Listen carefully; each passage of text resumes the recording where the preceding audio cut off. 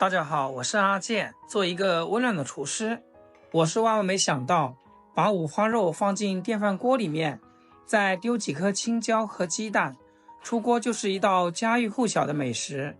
不需要开火，没有任何的油烟，软烂咸香，肥而不腻，就连小朋友都抢着吃。做今天这个美食，首选五花三层的五花肉。这个肉呢，已经叫老板帮忙处理好了。肉的大小也可以根据自己平时的习惯来定，只要拿回家清洗干净就好。这里花了30，买了2斤五花肉，可以做一大锅。因为现在天气越来越凉，我们清洗五花肉的时候，最好是用温水，要不然手上真的是黏黏糊糊的。洗干净，控干水分，先放一边备用。再来准备一些配料。1大块的生姜，先切片，然后切成丝备用。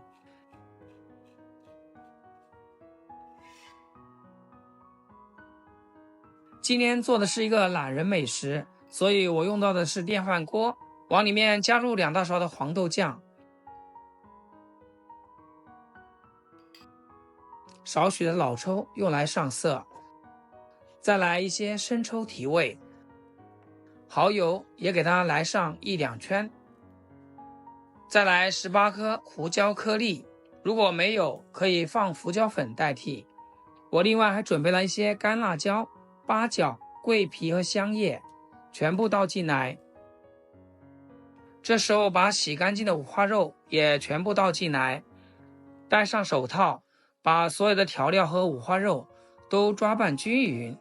这里就不需要另外加盐啦，因为调料里面是有盐味的。亲爱的朋友们，制作视频不易，阿健每天分享生活小技巧和家常美食。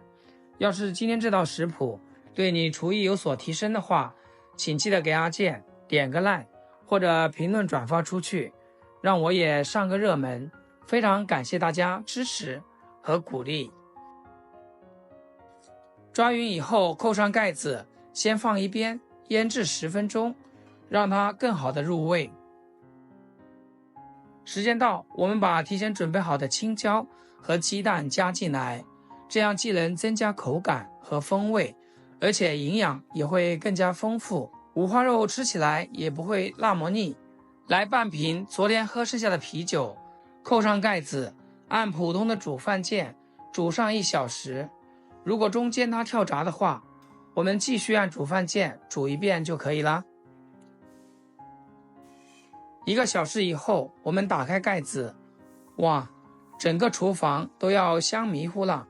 这样做的把子肉真的是肥而不腻，软烂入味。过年过节或者是家里来客，做上一份，真的是高端大气上档次。关键是做法简单，不用开火，不用出汗，也不用闻油烟，出锅就是一道大硬菜。平时我都会多做一点，放凉以后进冰箱冷冻保存起来，想吃的时候随意加热一下。平时家里来客人呢，也不会手忙脚乱，这面条的味道又上一个层次。或者是煮面条的时候放上2片，再来点卤肉汤，这面条吃起来特别有味。里面的辣椒和鸡蛋已经完全吸收了五花肉的香气，就连这个汤汁拌米饭都是绝子。如果你也喜欢，就记得点赞收藏起来。要是想吃不会做，随时还可以翻找到我的视频。好啦，今天就分享到这里，咱们下期视频见。视频最后祝大家天天开心，8颗牙齿晒太阳。